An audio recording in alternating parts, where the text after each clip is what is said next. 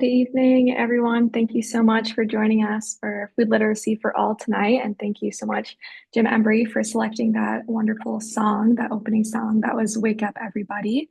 My name is Sammy Maldonado. I'm the course coordinator for Food Literacy for All. In case you're new to Food Literacy for All, or just a reminder, since we're early on in the semester, Food Literacy for All is hosted by the University of Michigan Sustainable Food Systems Initiative. The 2026 course is organized around the theme of the unifying power of food. Since 2017, this course has been open for students and community members to enroll for free. So we have people tuning in locally and across the world. Food Literacy for All is structured as an evening lecture series featuring different guest speakers each week to address diverse challenges and opportunities of both domestic and global food systems. By learning from activists, organizers, authors and writers, and scholars, we hope to ignite new conversations and have new connections around the food system space. So before we pass it over to our speakers, we have some brief announcements and introductions. As you already know, Food Literacy for All is made up of a pretty big team from people in the community and at the University of Michigan. We have our two co-instructors, Amanda Edmonds and Julius Buzzard, our graduate student instructor, Taylor Julene, our support team at the university, Chris Taylor, Marissa Strafford, and Russell Lynn. And then we have our community partners who make this course possible. They give us suggestions and feedback on what speakers and topics they want to bring in each year. Our community partners include Jerry Ann Hebron of the Oakland Avenue Urban Farm, Chef Phil Jones of Detroit Food Policy Council, Dr. Shakira Tyler of Detroit Black Community Food Sovereignty Network, Dr. Leslie Huey, who is at the University of Michigan, and our two affiliates, Dr. Ellen Hruska and Clara Gamalski. Next, some suggestions and information on how to engage in the Zoom webinar. We saw lots of people using the chat already, so thank you for doing that. You're welcome to put chats in and share it to everyone here. So use the chat if you're resonating with what the speaker is saying or you have anything to quickly share. We do ask if you have questions for Mr. Embry later on. We'll have some dedicated time at the end to answer a few questions, so you can use the Q&A feature for specific questions. And lastly, there is a live transcript / closed captioning button if you would like that. Next, with iClicker. So iClicker is just used for enrolled students who are taking the course for credit. So if you are a community member, you will use the Zoom polling to share your opinions. It's totally optional. It's just a way to have some engagement with the webinar. If you are a student, you will use iClicker. So make sure you have that near you once we have those poll questions come up. And I'll pass it over to Taylor. Great. I just wanted to cover assignments because we have some folks who are new to the class and the add drop deadline has fully passed. So this is relevant to students who are enrolled. Some folks have reached out to me like, I don't quite understand what the structure of the course is. So just to reiterate, most Tuesdays we have a perusal assignment. So y'all finished the perusal assignment this week. Those are due at 6:30 p.m. right when class starts. And Jim, we had them read one of the readings that you sent along, and they got to sort of annotate it together using this digital tool, and we get to look back at their comments. It's great. Every Friday, you have your quiz due at 11:59 p.m., and those open every Wednesday at noon. And then you have one-minute video assignment due for the semester. The link to that is in Canvas. So these are really your sort of primary assignments here. And then, of course, participation and attendance via iClicker. Over to you, Amanda. Yeah, I just want to always every week sort of honor and reflect just briefly on last week. And if you weren't with us last week, you're a community member, I really recommend you go watch the video because Dr. Tara Madre gave us an incredible lecture about Indigenous foodways. And I think we got some great feedback, but I'd love to see from those of you who are here in the chat, just share some reflections for a second. We're not going to pause on this for a long time, but what really stuck with you?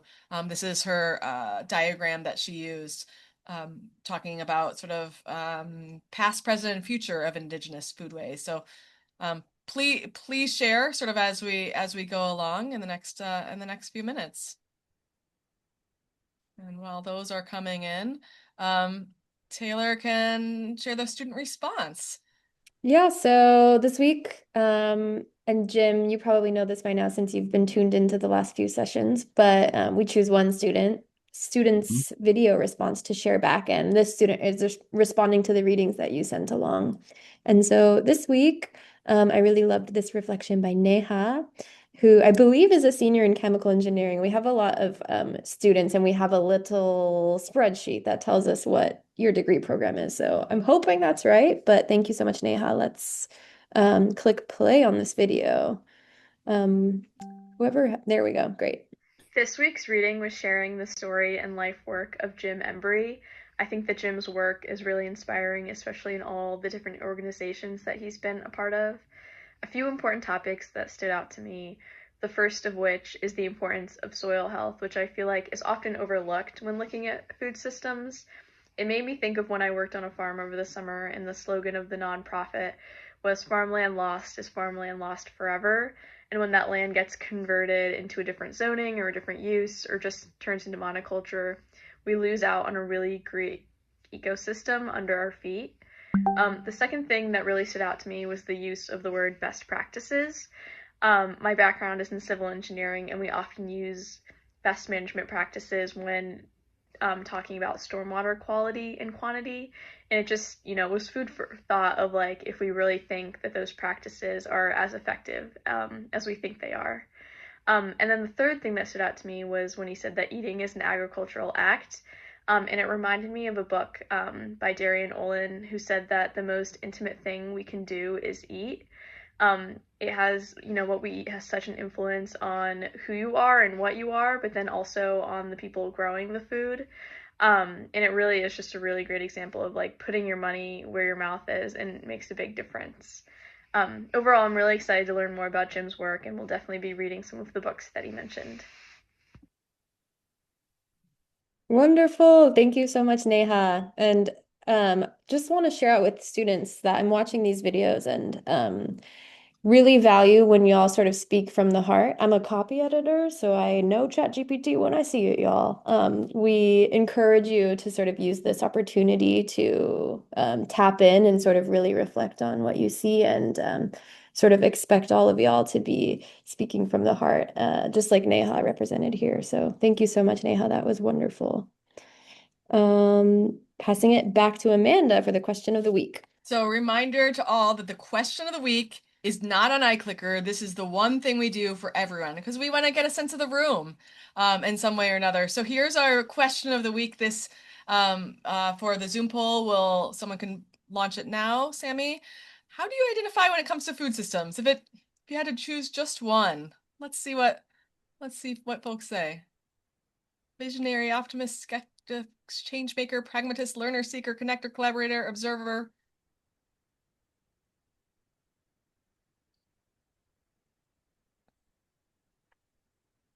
They're coming in. They're coming in. Hey, optimist is leading the pack here. That's really great. But we've got visionaries, we've got change makers, we've got learners, connectors, observers. We've got a little bit of all, and skeptics are healthy for us in the room too, right? Okay, we'll keep that open for just another minute, and you guys can see those results. So thank you so much.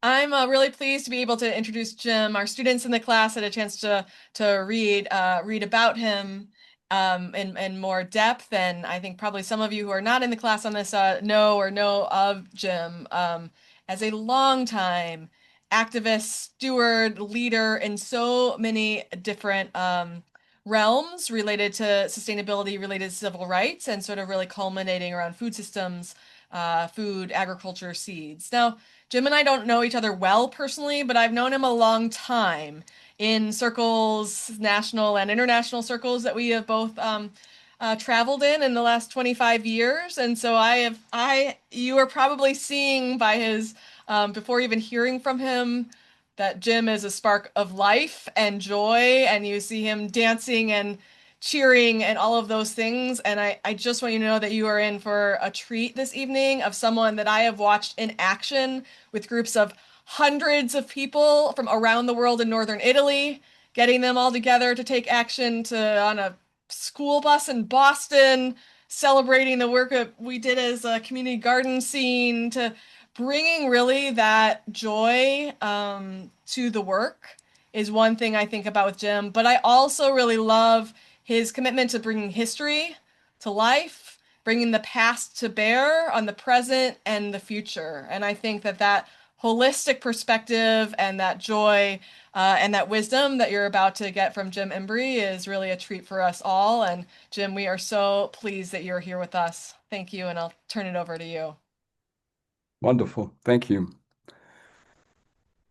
Go down, Moses, way down in Egypt land.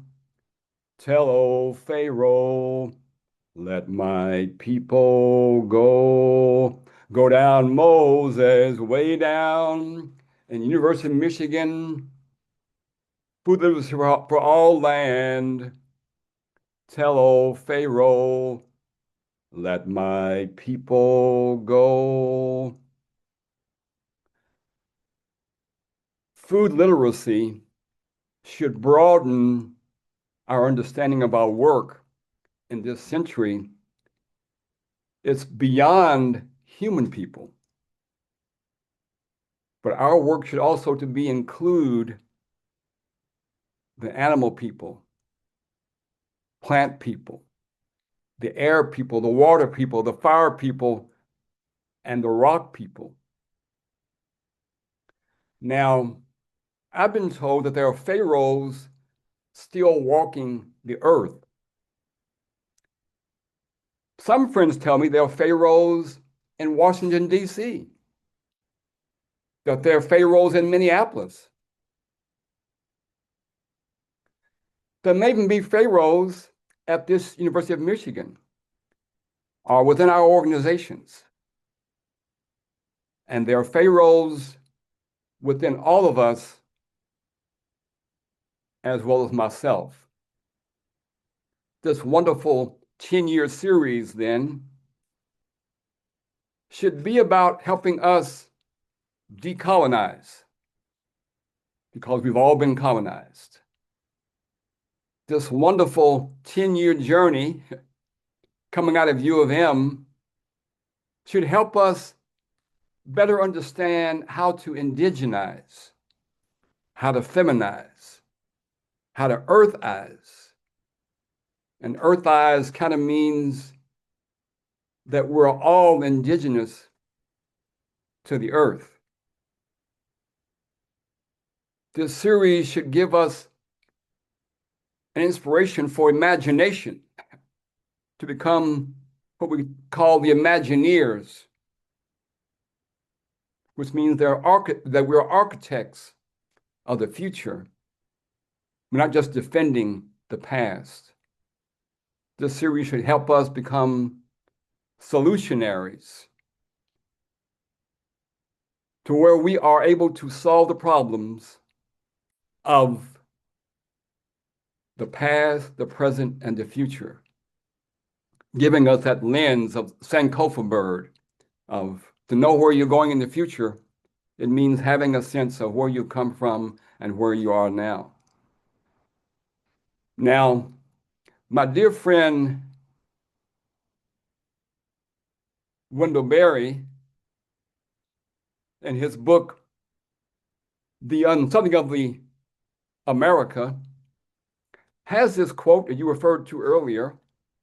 Wendell says, eating is an agricultural act, which means then that regardless of our professional hat that we wear, that we're told this is who you are by definition, that we're all part of the food movement.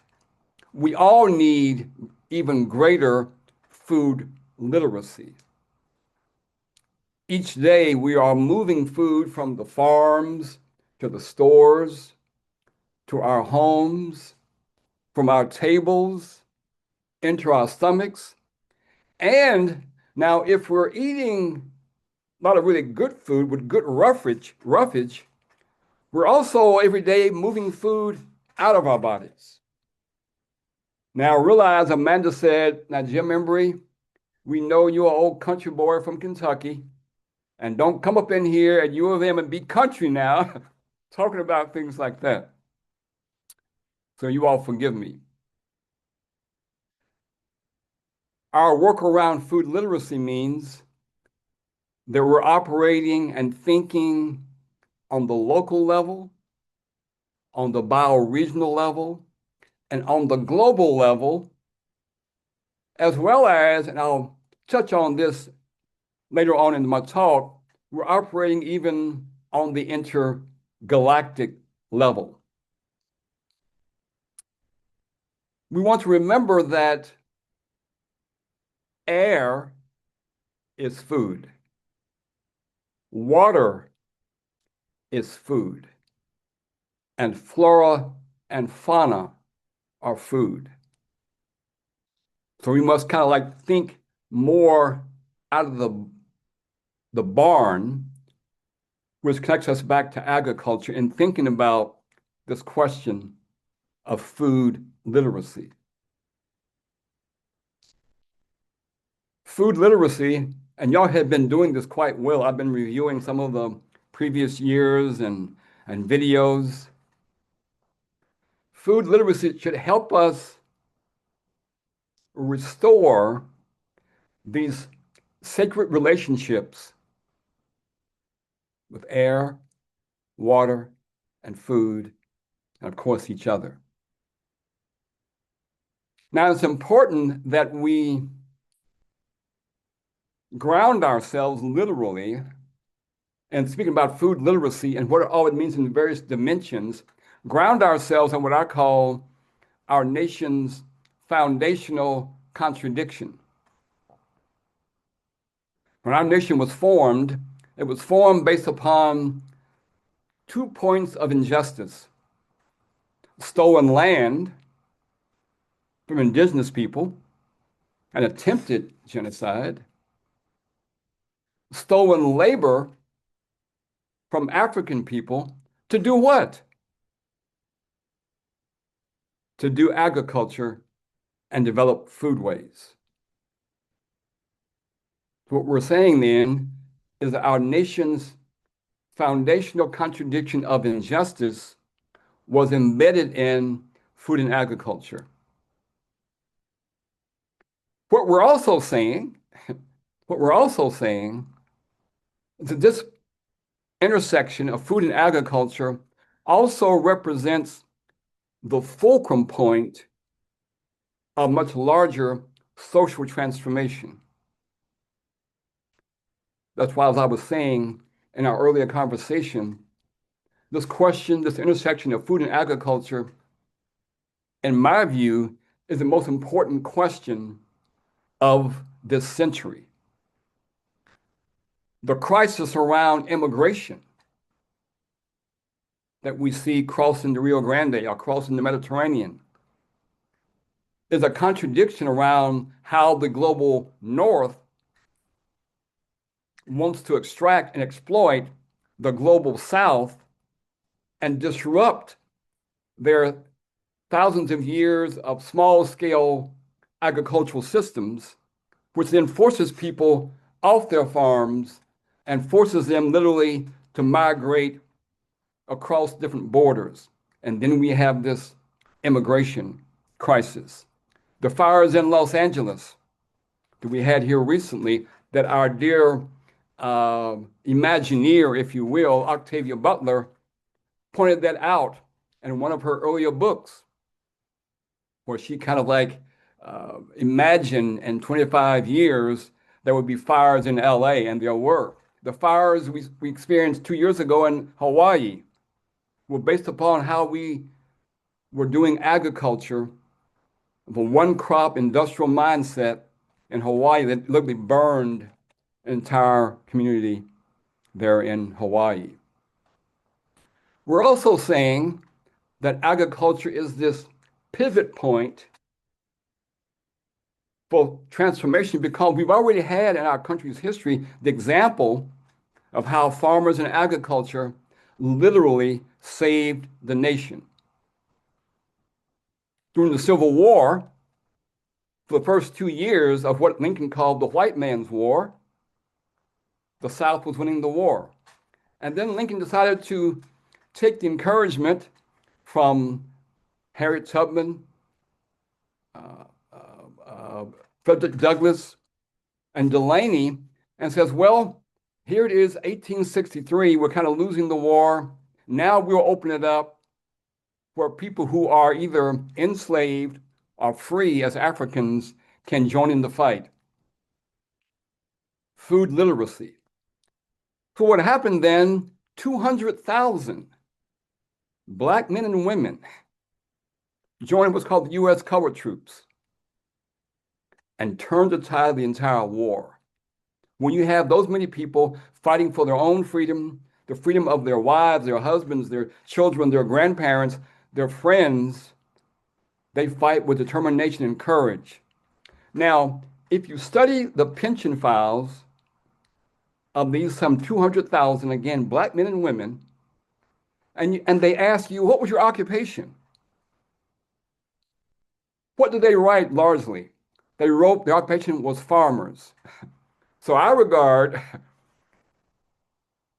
these 200,000 freedom seekers, I regard them as being a part of the legalized armed insurrection of farmers.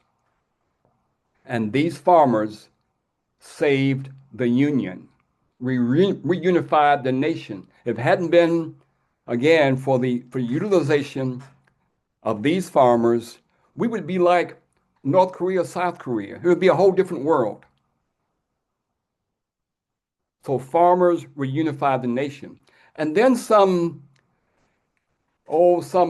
70 years later, the farmer known as George Washington Carver and all of his many ideas and practices of cover cropping and what we call regenerative ag, organic agriculture, and so forth, he literally saved the Southern agriculture from the devastation of things like the Dust Bowl, which was also apparent there in the South. So Carver, again, a farmer, saved the Union.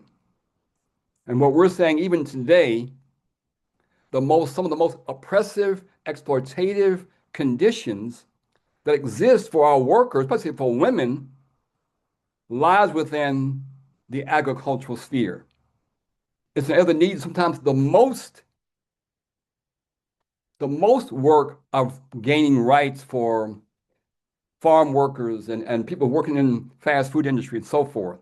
So we're saying then that food and ag represent the fulcrum point of social transformation. Now, what I want to do while I'm here in Arlington, Virginia, my partner Jennifer Bailey is here, and we have formed a couple of years ago what we call our Systems Transformation Partnership.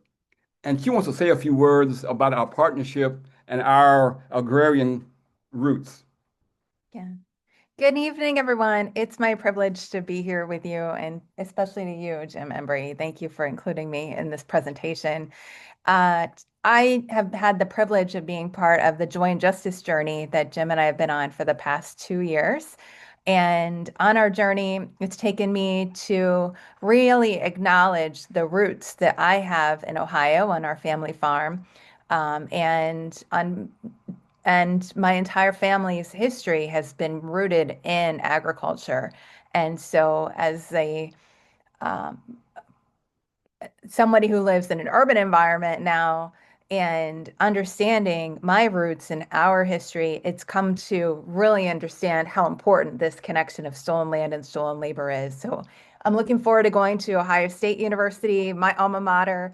In a few weeks, we'll be there for the Landscape Architecture Conference. And I'm really excited about the work that Jim and I get to do throughout this, including as being part of the University of Michigan's food literacy program. Thank you. My roots are in Kentucky. I live on a farm. The center was called Madison County. This land was inhabited originally by the Cherokee, the Shawnee, and the Weechee peoples. And we give our acknowledgement and honor to those who had high degrees of food literacy. They had a high degree of sustainable food systems for thousands of years. Okay, but our land again is at the foothills of the Appalachian Mountains, which, as I understand and as I'm reading, are some of the oldest mountains in the world. Our farm is also fed by the Kentucky River watershed. And then we're also nourished by the soil that's heavily mineralized with limestone rock. That's where I'm from. That's what has made me. So food literacy ought to help all of us ground ourselves in our local land, in our local water systems, mountain system, ocean systems. The sense of deepening our groundedness. Now, Jennifer mentioned that a couple of years ago we came together, formed what we call our Systems Transformation Partnership. And out of that partnership and out of our understanding for many decades of our nation's initial contradiction of stolen land and stolen labor, we've developed these 6 pathways to a sustainable future. And they are earth-centric, woman-centric. How we treat the earth is how we treat women. How we treat women is how we treat the earth. Indigenous wisdom. George Washington Carver and the African American agrarian ethos. Youth, art, and hip hop. Seed work and the international Terra Madre movement, as well as a vision that is transformative. Those are our 6 pathways, and we encourage each of you all who are here tonight, develop your own pathways, develop a sense of vision, okay? How do we get to a future that is just and sustainable? So we're encouraging everyone to spend time, just don't take what we've done here, take time to develop your own pathways of how you view us moving into the future. Now, what I want to do before I get more into the heart of our presentation, let's give a round of thank yous to the entire planning team. Again, Amanda, we've known each other for 20 some odd years. Thank you, dear heart, for your role in this. And Brother Julius, thank you for being a co-presenter, co-coordinator of this wonderful series. And Taylor and Sammy and Marissa and the sister Leslie Huey and the entire team that's put this together. I'm honored to be here again, and I love you so very much, and thank you. I want to say also thank you to all the students, okay, who have registered for this class. I think it's several hundred. I want to provide just a quick quote. One of the Algerian physicians, philosophers, and revolutionaries, Frantz Fanon, said, "Each generation must fulfill its destiny or betray it." And young people, young students who have registered, we have left you all, we have given you all a mess. Okay, we're in a pickle as a species. But we're here, I'm here, I've been around since the dinosaurs, my brain is fossilized, okay? I've done all kinds of things. So I encourage you students, these QR codes here are how to contact us, reach out either individually, collectively, invite me back to U of M. I'm going to be down in New Orleans at Dillard University for an entire week of a scholar in residence. I'll be at Ohio State for the 4th year in a row for 3 days. I was at Cornell University a couple of years ago for about 3 days. So invite me back, Amanda and Julius, okay, for more than an hour, but for a few days, honestly. I also want to thank those who aren't students, who have registered. I have different friends and family that I've reached out to. Our daughter lives in California, works at Stanford, and she's just taken on the job as being a managing director for the environmental justice center there at Stanford. I see Sister Santua here. I got some friends there in Detroit, Aaron Cole and her partner, son. So I just want to thank you all who have joined tonight from as far as California to the East Coast. Thank you all for being here. We love you all as well. Again, I know Brother Chef Phil Jones, okay, sending out love to him as well. So I just want to thank all of you all who have had any kind of hand in being here for this gathering. I'm honored to be here. Now, what I also wanted to do was send out just a point of recognition for our sister Rowan White, who was scheduled. Sister Tara took her place, did a marvelous job. But Rowan and I go back again a bunch of years as well, and especially around seed work.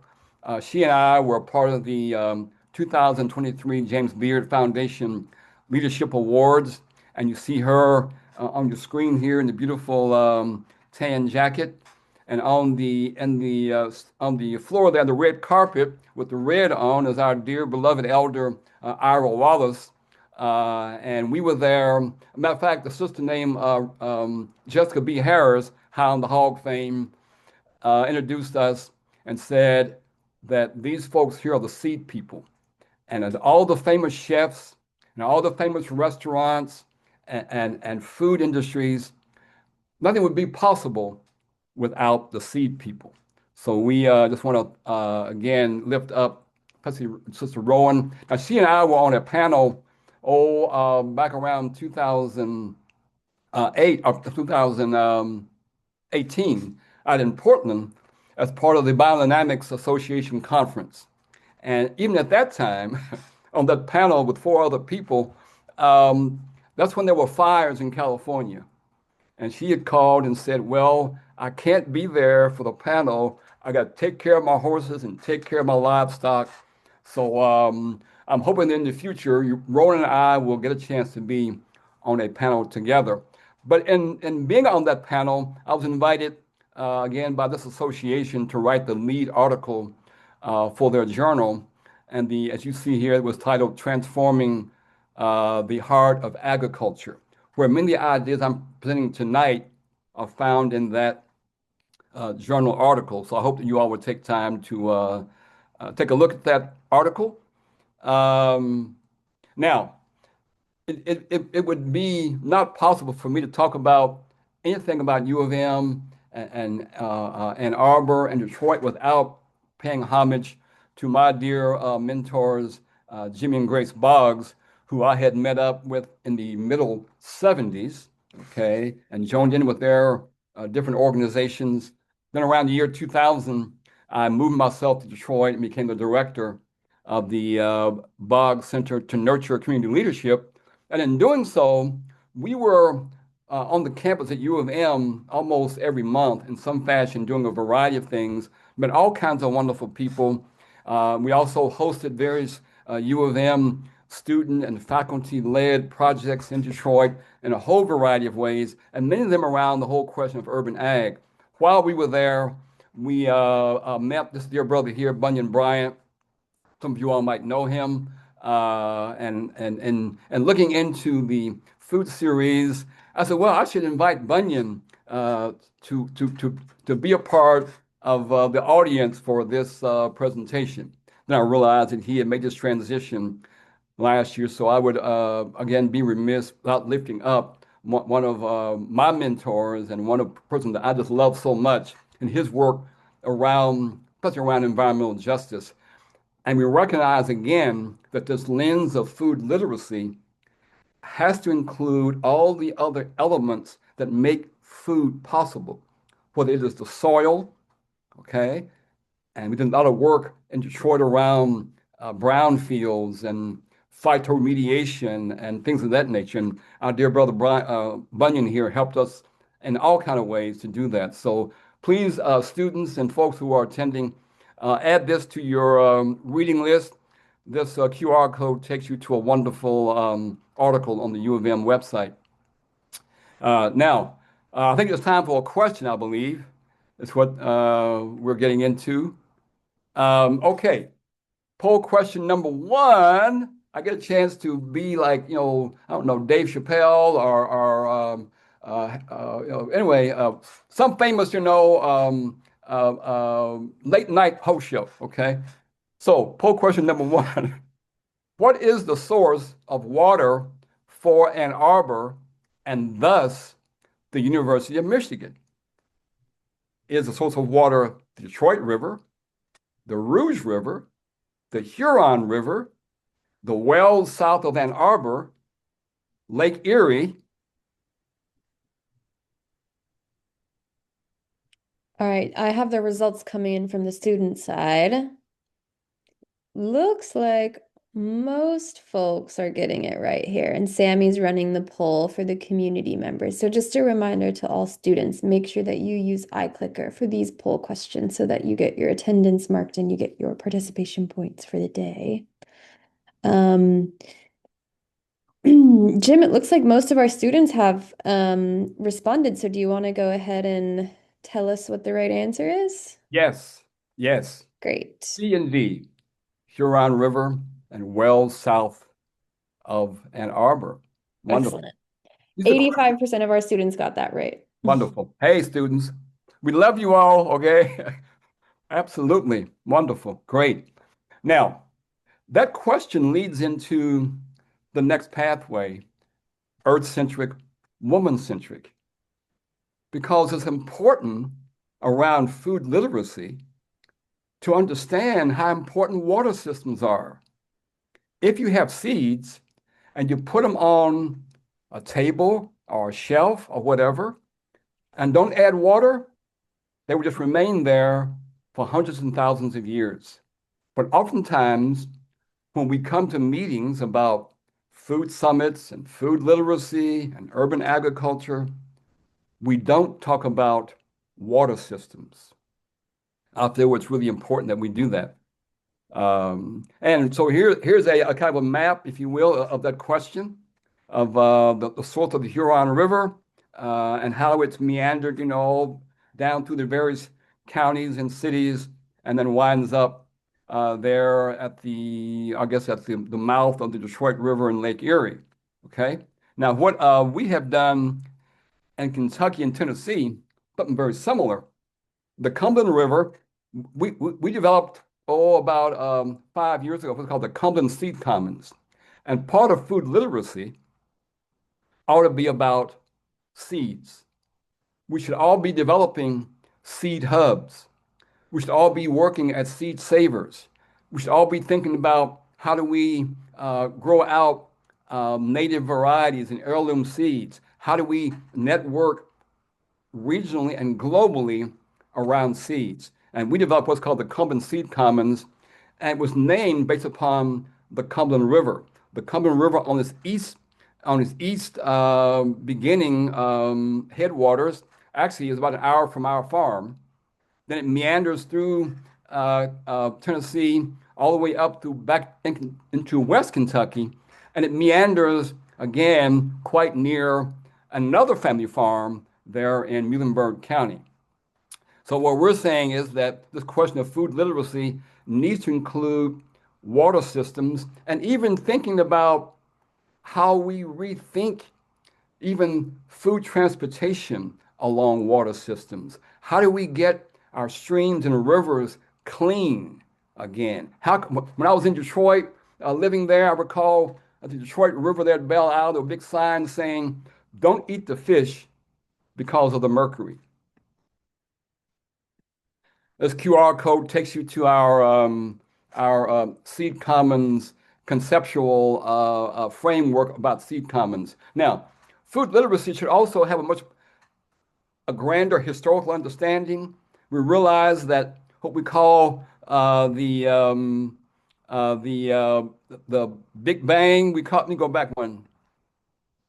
This idea of the universe forming some 13, 15 billion years ago call it the Big Bang. We say that's too masculine. We prefer to call it the Big Seeding. The Earth arose beginning around 4.5 billion years ago. What we tend to call these small-scale, one-celled animals coming out of the water, the fungi, the bacteria arose some 3 billion years ago. And then we see that the idea of dirt and soil, talk about food literacy, okay, and what we call dirt and soil arose about 500 million years ago. And the idea of flowering trees and plants arose around 100 to 200 million years ago. Humans around 1 to 2 million years ago. But I want to make one important observation here, that around 12,000 years ago, it was women who gave us the gift of agriculture, which means then that food literacy, when it comes to this idea of earth-centric, woman-centric, ought to include this role of women that gave us the gift of agriculture. And again, we like to refer to the Big Bang as the Big Seeding, which means then that all these elements of stardust that blew out 13, 14 billion years ago were actually seeds. We call them stardust seeds. This is food literacy. Now, I saw where Sister Leslie Hui had some connection with some of the global South countries, Bolivia, Ecuador, Cuba, in her work. Some 10 to 15 years ago, they arose out of the global South in countries like Bolivia, Ecuador, parts of Mexico with the people who are Oaxacan and whatever else, this idea of the rights of nature and rights of Mother Earth. And what we're saying, this is now a global movement, what we're saying, folks at University of Michigan and wherever you are, you students ought to be asking the Board of Trustees, ask Amanda, okay, ask Brother Julius and say, U of M ought to have within its business rules and regulations, within its senses of mission, this new jurisprudence, new policies that give rights to nature, give rights to the Huron River, that give rights to the rocks, the animals in these areas. This is the work, again, around what we call food literacy. This is this image here is actually a video you can get online and understand about this whole global movement around the rights of nature. And we encourage Julius in Growing Hope. We're saying develop a rights of nature policy, a rights of nature position paper within your organization and every other group that's in earshot of this presentation. Now, another question I think we have coming up here. Okay, I'm reading this again. For us as humans, what is the very best first local food? Is it locally grown oats? Is it organic and local potatoes? Is it mother's breast milk? Is it locally grown and organic cow's milk? Or is it, my favorite, local wild honey?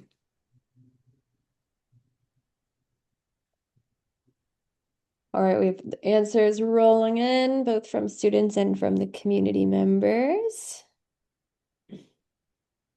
Similar distribution to what we had last time here.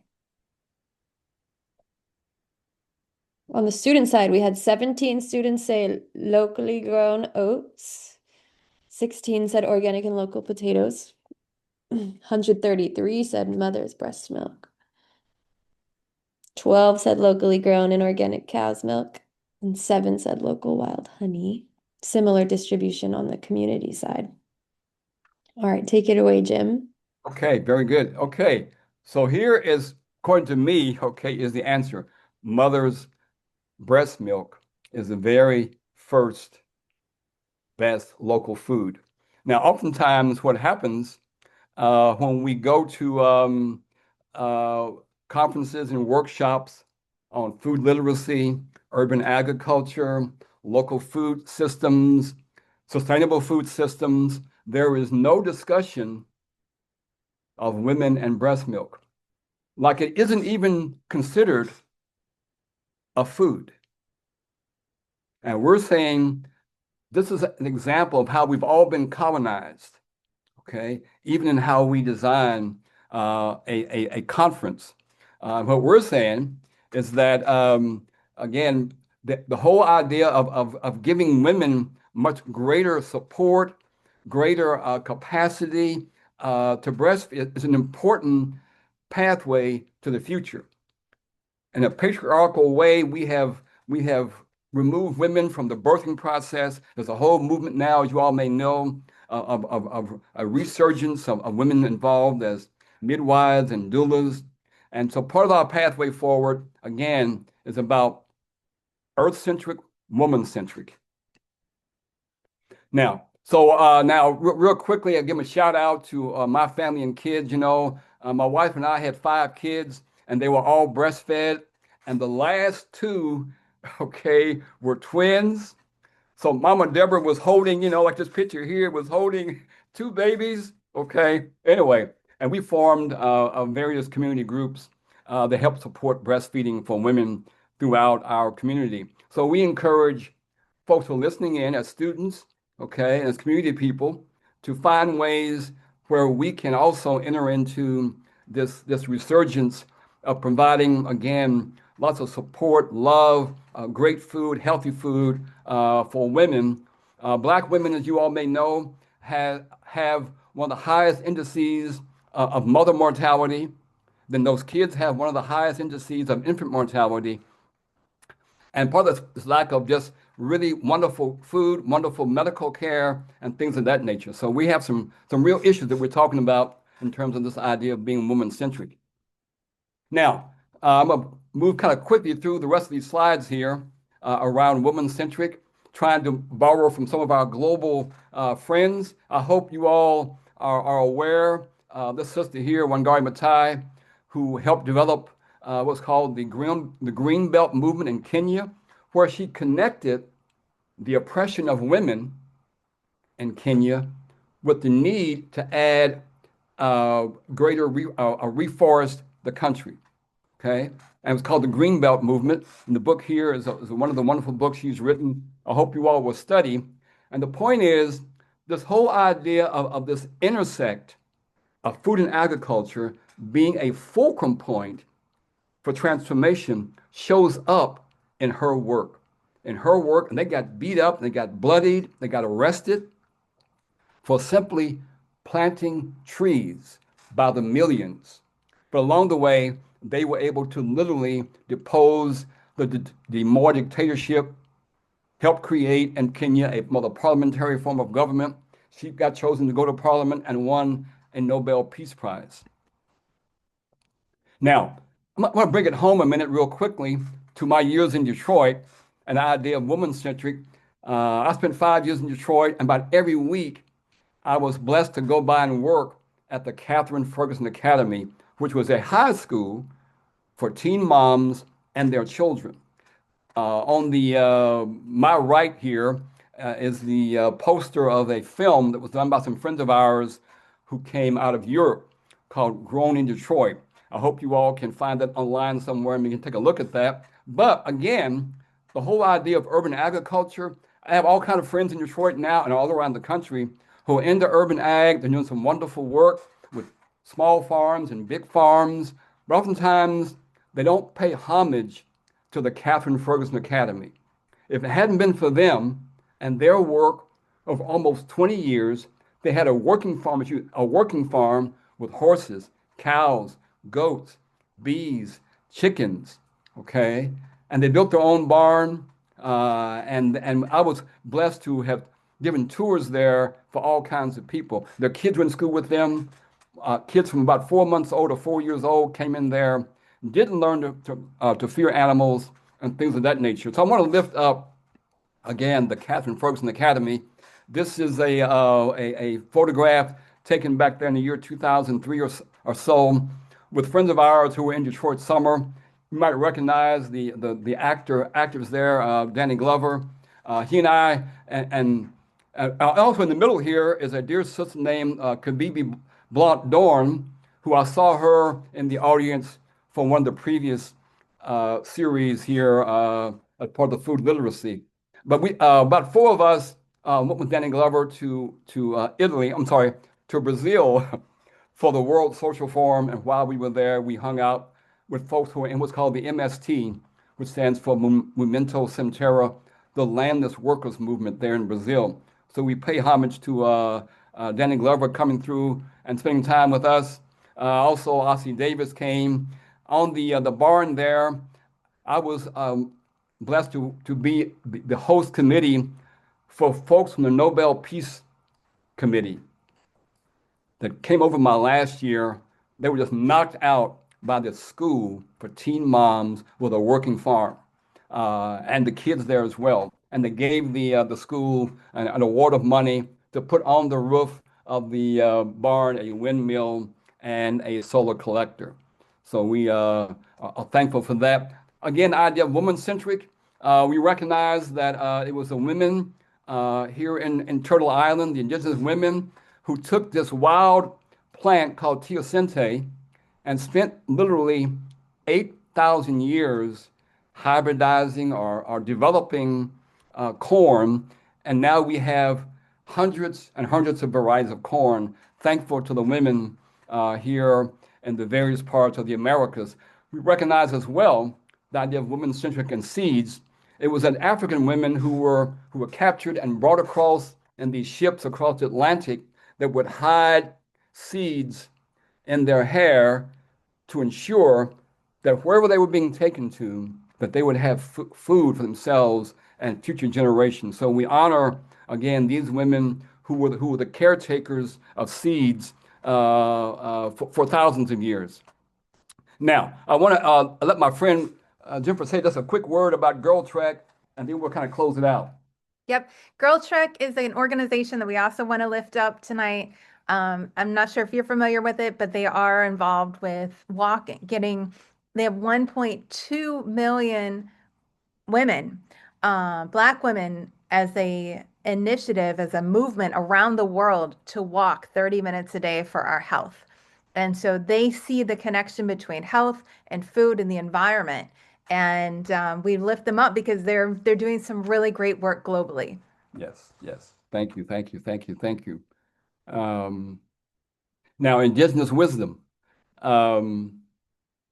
Here we are in North America, and many different nations in Turtle Island have a cosmology.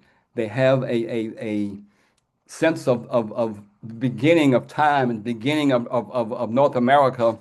And thus, the word Turtle Island, has been developed. And we hope that you all will begin to read about this indigenous cosmology of North America and Turtle Island and the different stories by different, tribes. Now, what we did in Detroit, was we would develop these art gardens. And the idea of an art garden was brought to us by a dear friend named Ashley Kyber, who's a landscape architect. And we would construct these out of straw bale construction as a way to remind us that in Detroit, in that small art garden, or it could be on the Ann Arbor campus, or it could be wherever you all are who are part of tonight, is we're all part of Turtle Island. And how do we remind ourselves of that? And we say, build these straw bale constructions. Now, what happened, because of my work with the Detroit Native American Cultural Center, we were blessed to have a Hopi elder come to the art garden, saw the turtle. He bent down, he prayed, and he was crying. And he said, because he'd heard about, we gave him a tour of the incinerator burning the trash. We gave him a tour of the river with the sign saying, don't eat the fish. We gave him a tour of the brown fields and all the heavy metals in the various soils around Detroit. And he said, you people who've come here recently, we hope that through our relationship with you, that you can learn to love Turtle Island like we do. So I'll submit, Julius and Amanda and Taylor, that food literacy should be about how do we teach ourselves, how do we prepare ourselves to love this land that we call Turtle Island? Now, about 20 years ago in Montana, they passed a state law, and it's called Indian Education for All. Kids K through 12 are required at their level to study Indian, Native American history and present. So we submit, okay, Amanda and Sister Hui, that why doesn't U of M, because we call it food literacy for all, should also be Indian education for all? U of M, Growing Hope, and other people and other groups, what are you doing to make sure that you're spending time learning from indigenous people, again, who've been here for thousands of years? Okay, so this is our, now within the, real quickly, within the Native American Museum here in Washington, D.C., they have a fantastic educational program called Native Knowledge 360. We recommend you all look that up, get some of the learning guides. Now we have another question here coming up. Let me poll question number 3. Using George Washington Carver's agricultural legacy as a mycologist, the Ohio State University is using compressed fungi to line the walls of the new Environmental Sustainability Center, the campus greenhouses and barns, the NASA-funded Star Lab space station, the head football coach's offices, are all of the above.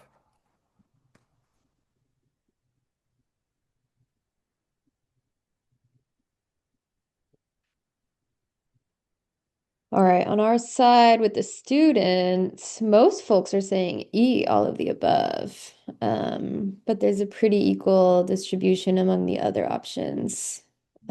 Pretty similar with what's coming in on the community side.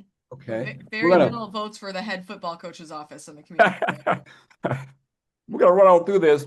The correct answer is C. My partner Jennifer here is an Ohio State graduate, and we've been blessed to be invited up there 4 years in a row. And our first year, we had a chance to come in and visit this wonderful project that's NASA funded. That what they're up there doing now, they're building the replica of a space station that's going to go to Mars in 2040. Okay, and what they are doing is they are lining. I'm gonna go through here a minute. They're lining the space station with compressed fungi, and so we are. I'm gonna run through these slides here to get to the fungi. This is what it looks like. It's compressed fungi. It's a 3-story space station.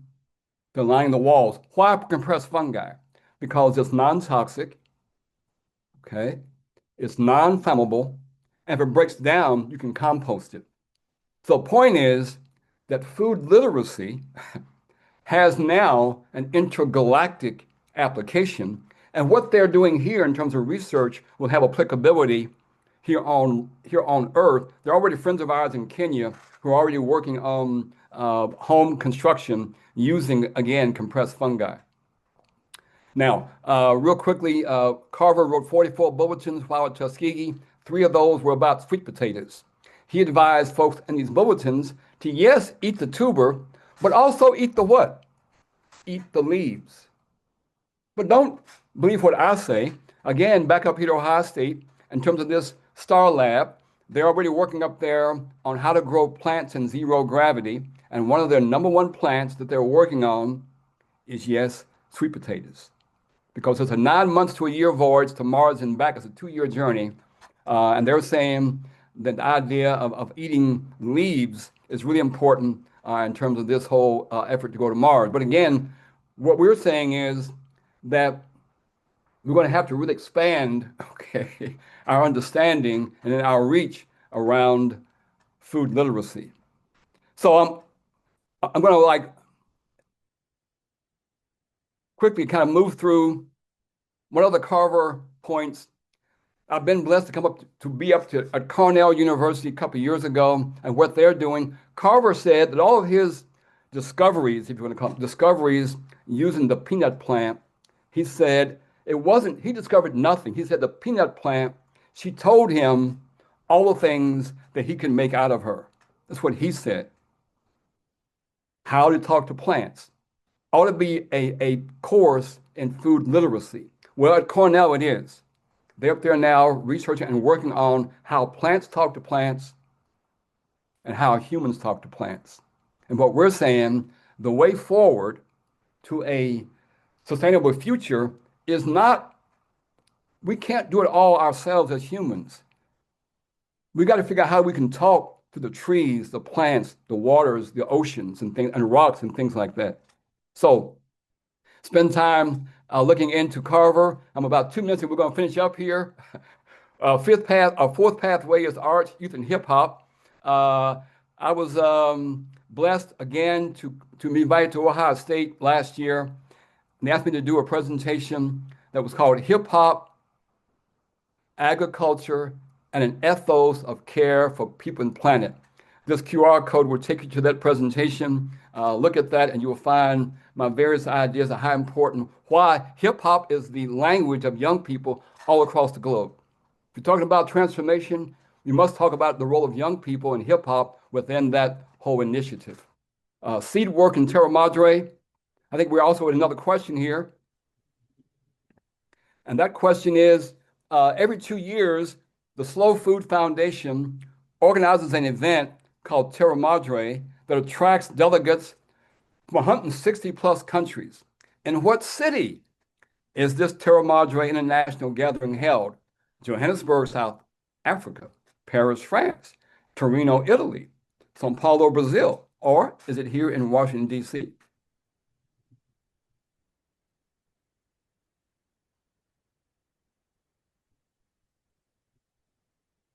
All right, pretty even split coming from students. Most community members are saying Torino, Italy. You're right, Torino, Italy. I take this time as Amanda has already done. She stole my thunder. Okay, Amanda. Anyway, I'm just teasing. Okay, but we invite all the students, all the community people, all the project team to join us this September in Torino, Italy for the Terra Madre Sole d'Agosto International Gathering. In my view, it is the most radical, revolutionary, transformative, globally networked movement around food and agriculture. I've been, I think 8 times. I'm working on a book that will be a culmination of pictures and interviews of my 8 trips there to the Terra Madre Gathering. Carlo Petrini was the founder. Eddie McKeeby here is the new president. He is now the face of Slow Food International. You get a chance to meet him when you're there. This slide here gives you the various programs within the International Slow Food Movement, the Arc of Taste about seeds, the Menu of Change, Slow Food Youth Network, the Terra Madre, Slow Fish, Earth Markets, and so forth. But anyway, join us. Join us. Now, I spoke at DeWitt University back in 2018, and they have sent 10 students and 3 faculty the last 2 trips. I spoke at Cornell University back in 2024 in April. They sent 5 people. So we're hoping, Amanda, that you and Julius and Taylor and Sammy and whoever else will have a U of M contingent there in Italy. My dear friends, my dear friends here at Jama Seeds, I hope you all will look them up. We formed out of COVID. We have about 400 different seed varieties in our catalog. We need to have vision. And this book here is a book about Henry Ford, who was good friends with George Washington Carver. They developed an entire vision about how to be more sustainable. And what it meant was basing industry on agricultural products, not oil, agricultural products grown by farmers, especially regional farmers, and especially Black farmers, to help provide the basic raw materials for industry. Check that book out in terms of vision. We have a dear friend out in LA named Ben Caldwell, who wrote a book called Chaos Theory. He has a whole 50-year vision. They're out there working on with the kids in LA South Central on building their own remote cars using all the technology and all the spirits of art and hip hop within a sense of vision in their community. Okay, my friend Jennifer says, shut up, it's time to close out, okay?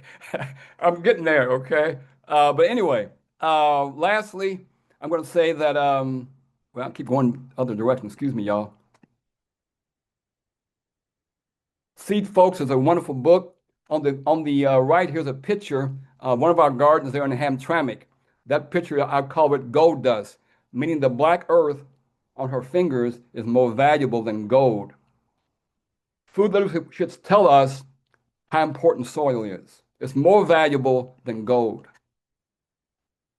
So with that, I'm going to close out and say that this idea of transformation, that humans are trying to mature as a species.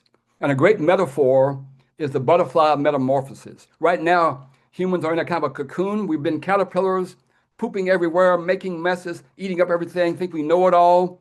And now we're in this cocoon, okay, of trying to transform ourselves. Some who want to keep us in the past. And there are those of us, I think we're all imaginal cells. Within the crystal stage, there was called imaginal cells, imagination, imagineers. And their role is to help move the caterpillar from living on one plant and pooping and making messes everywhere to becoming a butterfly. And what we're saying in terms of imagineers for a sustainable future, if butterflies can do it, so can we. I met Arundhati Roy when I was in Brazil for the World Social Forum. I'd like to end up with her quote that says, another world is not only possible, she is on her way. And on a quiet day, I can hear her breathing. Thank you all. Thank you. Thank you so much, Mr. Embry. We really appreciate all your words of wisdom, your positivity. I mean, we can feel your energy all these miles away from you. Yeah, so thank you so much for that talk. And we're going to transition to just a couple questions for tonight. Lots of thank yous in the chat as well. So definitely feeling the love from everyone in this virtual space. So I was curious, Mr. Embry, if you could share more of the organization. I know you've been a visionary leader for many organizations. You talked briefly about the James and Grace Lee Boggs Center for to Nature Community Leadership. Mm-hmm. And I was wondering if you could share more about the Sustainable Communities Network or just other organizations that you're a part of right now. Just kind of what are some things you're working on, some projects to give the audience a bit more information there. I wear about 19 different hats. Yeah. At the James Beard Award back in 2023, they asked me, well, what single group, because most people are there for one single group. I said, that's not me, okay? We're 19 different hats, literally, but they all interconnect. But for the award, I listed 3. I helped found a natural foods co-op called Good Foods Co-op in Lexington in '72. And we were inspired. I was part of the first 1970s Earth Day movement. And out of that inspiration, we formed, again, our food co-op, Settle Around. I've been working on forming co-ops ever since then, all around the country, co-ops in a variety of forms, whether they're food co-ops, whether they are co-ops, bookstore co-ops, rideshare co-ops, you name it. I'm a believer in that co-ops is how the earth operates herself. We're trying to catch up to what the earth's already doing. I'm also a big follower of the Madrigan model of worker co-ops. We're working on seeds in every kind of dimension. I was part of the effort, which was called the TVA, the Tennessee Valley Authority, with our Cumberland Seed Commons, and they work with 20 tribes. We're working with them to help restore what Rowan White calls seed rematriation, and the use and the greater access to seeds that are sacred to indigenous people. We're working with TVA with 20 tribes. We're working globally with the Organic Seed Alliance. I'm a Black storyteller telling stories of Black folk farmers in Appalachia. Again, I wear 19 different hats. But it's important to recognize that we've been taught at universities a Newtonian Cartesian view of the world, things being separate and dichotomized, okay? Things being disconnected. And our way of thinking, we should be challenging again all universities to teach quantum science, which says we're all interdependent, we're all interconnected, and right now the campuses curriculum aren't designed to teach systems thinking. So I wear 19 different hats because they're all interconnected. Hope that helps. Yeah, no, well said. And as you mentioned earlier, the QR code on the left here is your contact information. So if people want to get in touch with you or connect further, they can do that. One last question before I turn it over. I'm just curious if you could give a piece of advice for maybe some of the students here tonight or people who are young at heart. There's always something going on in the world, but is there anything that you wish you could have told your younger self in your younger years of organizing in your work? Oh, that is to ask questions at a deeper level. Oftentimes, the questions that we ask are naive. The questions are rudimentary. We need to ask much larger questions, okay? But again, the idea of critical thinking, of asking questions, something you have to learn to do and practice. So we're saying, our kids were all Montessori students, which is land-based education. They begin at 2.5 and 3 years old. Garden is the best place to teach food literacy, to teach eco-literacy. It's in a garden with 2.5 and 3-year-olds throughout their whole lives. So we're saying for young people is just keep asking deeper questions, questions of your faculty, questions of your university president and the board, and questions of your parents, and questions of wherever you work, but also develop a lens. I went through a slide real quickly about Carver, saying Carver was a 360 thinker. If we go through universities, at best, we might come out thinking at about 90 degrees, maybe 120. But what we need now are 360 thinkers, which means you have to read widely. When I met up with Jimmy and Grace, and our work there was about transforming the nation, okay, in every aspect. So take on the responsibility of thinking about your being an agent of change, okay, as a young person, and how you can become a 360 thinker. Thank you. Thank you so much, Mr. Embry. We really appreciate it. And what a great talk to start the semester with. There's a lot of terms I know that might be new for students, things like co-ops or cooperatives. You mentioned briefly the Brazilian landless workers movement, and some of these topics will come into future talks we have scheduled for the semester. So thank you again for your time, and I'll pass it over Love you all. for Thank some you all. closing remarks. Thank you.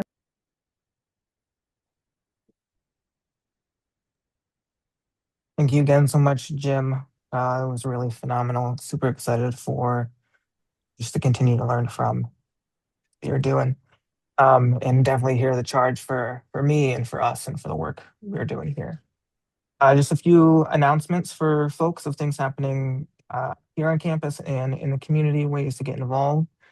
There's still some opportunities for farm internships at U of M Campus Farm, as well as the farm stand. So if you're interested in either of those, you can scan the QR code, or it'll also be in the newsletter that'll come out on Friday if you need more information about those. The Drinking the Revolution series is continuing. February 11th is the next one coming up around coffee and the nation. That's a free lecture series on Thursdays from 4 to 5:30. Feel free to join into that. Well, that one is in person. And then coming up in just a week and a half or so is the National Farm Stop Conference, hosted right here in Washtenaw County. The keynote speaker this year is Stacey Abrams. I'm so expecting a good turnout for that. I've been to it the past couple of years and would highly recommend participating. And then I think this is the last one. If you're interested in applying and learning more about the University of Michigan Sustainable Food Program, it's a program that grows a community working for student food sovereignty. They're hiring several paid positions on their leadership team. You can apply by the end of this month at that QR code. Hand it over to you, Amanda. Yeah, and I wanted to remind students that we do have a discussion board where you can post things. I saw in the chat some people posting other opportunities for students who could post on Canvas, look at the discussion of just upcoming events. And for everyone, the events that we share in these slides, we put into also our weekly Food Literacy for All newsletter that anyone on this probably already receives. So if you registered for this Zoom session, you're on the Sustainable Food System Initiative webinar, but please keep sending us opportunities that you know about. We're also happy to share, especially with our class, remote and in our newsletter, really good remote opportunities from other places outside of the university or our very local community. So next up, we're really excited. We've got a great panel, and I think we've got another slide on it, but all sorts of cool folks coming up. But Clara Gamelski from University of Michigan Student Life Sustainability, they're the ones who do support the U of M Sustainable Food Program, which is the way many of our many students sort of engage in student leadership around food systems they want to see. She is facilitating folks around campus to talk about perspectives on student food sovereignty. So really looking forward to hearing that campus perspective. There's a movement growing really, it's been around for a while, but now getting more traction at U of M of really thinking about how can the campus be our learning lab?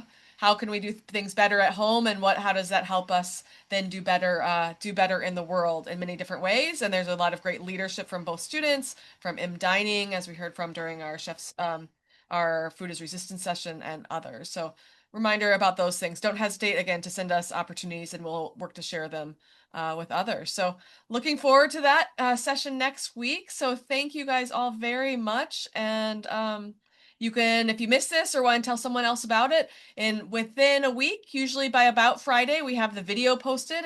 It's on our website, and anyone can watch it on via our website or via our YouTube channel. So please share with others. So those who didn't get to hear from Jim's wisdom and joy today can have an opportunity in our world where wisdom and joy are needed more than ever. So thank you guys all so much.